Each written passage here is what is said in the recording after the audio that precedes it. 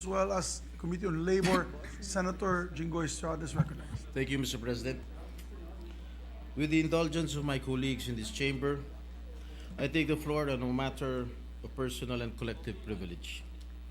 History has shown how crisis brought about innovation during the global health pandemic and amid several months of lockdowns.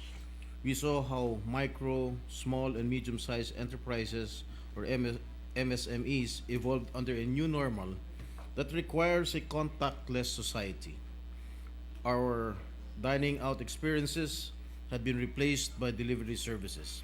Healthcare services are done remotely or via telemedicine. Same with meetings, which became synonymous with video conferencing, while financial transactions are now primarily cashless.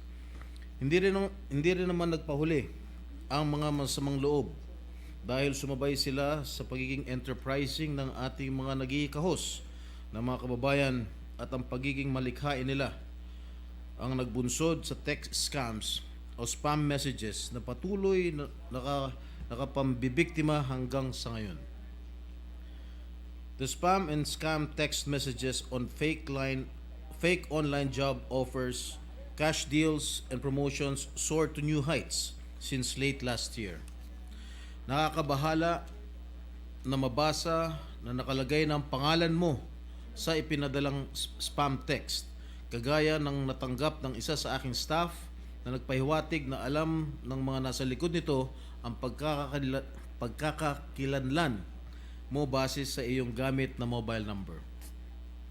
At kahit araw-araw ang pag-delete at pag-block sa mga numerong ito, ay mistulang kabuti silang dumadami. Several weeks after the May 9 national and local elections, a different kind of scam text messages bombarded a number of us lawmakers. At first glance, for us public servants, it would appear to be a typical text message from local officials seeking assistance. But the frequency of receiving this type of message, some of a weekly, worse daily, raised a red flag. Their calls for financial assistance were already bordering on extortion. Ginoong Pangulo, napag-alaman ko na kayo mismo ay pinuntirya ng mga individual na nagpakilala bilang Siquijor Governor Jake Vincent Villa at Board Member Abner Lumongo. At sa isang entrapment operation ay nadakip ang mga mapandinlang na mga individual.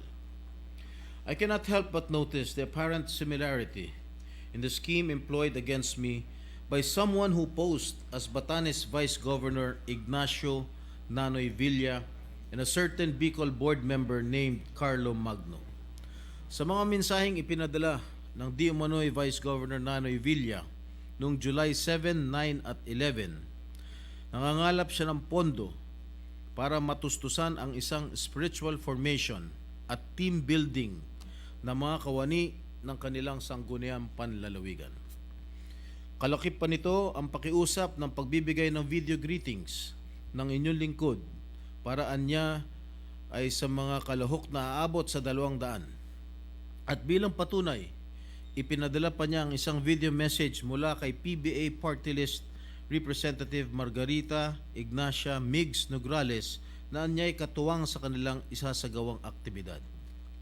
Before this incident, I received similar text messages last June 29 and August 3 from someone who claimed to be the lone district representative of Catanduanes, Congressman Leo Rodriguez.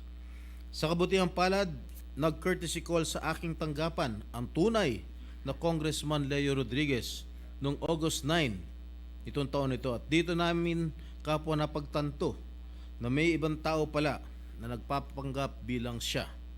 Hindi lamang sa akin, kundi pati na rin sa kanyang mga kasamahan sa mababang kapulungan. Ginoong Pangulo, may dalawa pang kahalintulad na insidente. Ang isa ay nagmula sa isang di umano'y IBP Southern Leyte Chapter, President Giovanni Plateros, na nanghihingi ng tulong sa ngalan ng mga mag-aaral ng Kinatchawa Elementary School ng Munisipalidad ng San Ricardo, Southern Leyte.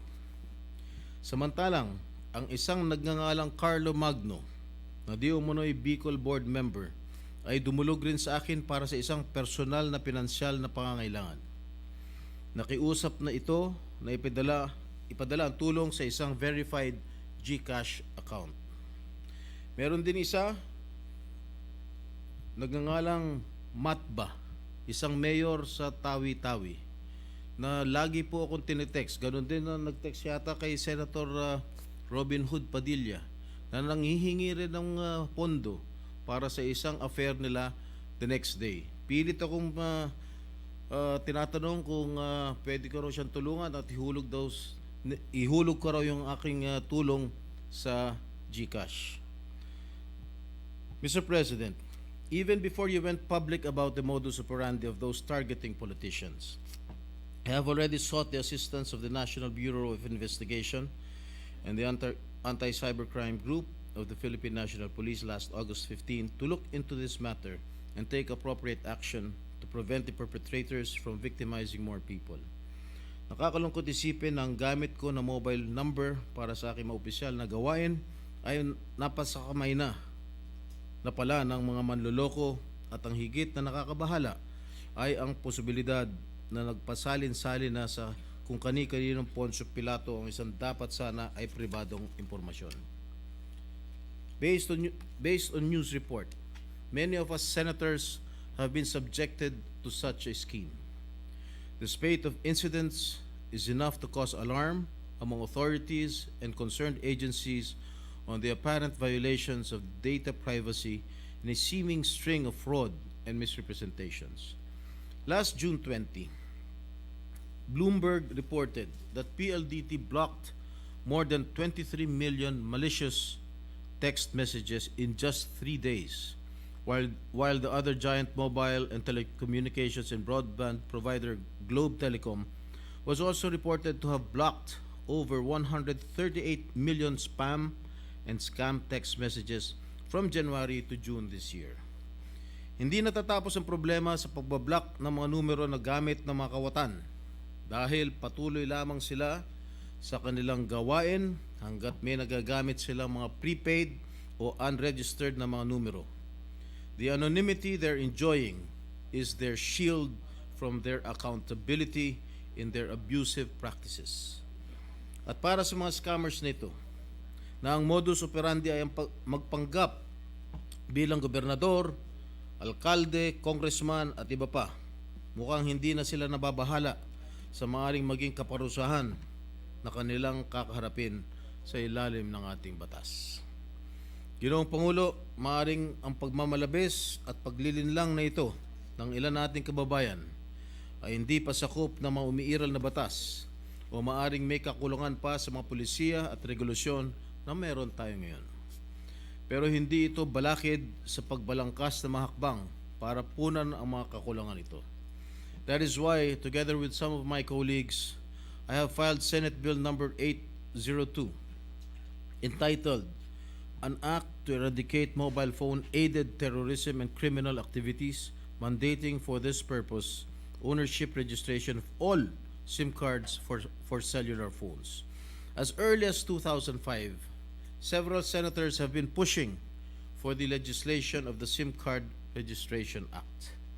Layunin natin na mabigyan ng pangalan at katauhan ang mga nasa likod ng panluloko at pagsasamantalang ito na kumbinyente nilang naisasagawa dahil hindi nakarehistro ang kanilang numero at hindi rin sila madaling makikilala at matatanto. Napakadali para sa kanilang gumamit lamang uli ng panibagong numerong hindi nakarehistro upang makapang-target ng mga bagong biktima. The Philippines, being still the undisputed text capital in the world, must take this SIM registration proposed measure into serious consideration as a means to stop or at least reduce the proliferation of these scamming and fraudulent acts. Marahil ay panahon na rin na paigtingin pa natin ang ating mga umiral na pulisya nang sa ganon ay matigil na mga spam text messages at mapanagot ang mga taong nasa likod nito. Gayunpaman ay marapat lamang na ang ating publiko ay maging alerto, maingat at mapagbantay sa mga panlilinlang na ito.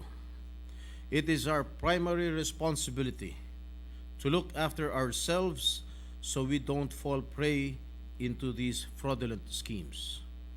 Nakakalungkot isipin na sa panahon na nagpapatuloy ang pandemya, ang pagiging malikhain nating mga Pilipino ay ginagamit sa pananamantala ng kapwa ng mga individual na ito. Imbes na pagsumikapan ang pagbangon at pag-angat sa sarili sa paraang may pagmamalaki nila. Huwag po nating hayaang umiral at magpatuloy nito. Not under our watch. Maraming pong salamat sa inyong pakikinig at pagpapaunlak. Gandang hapon po sa inyo lahat.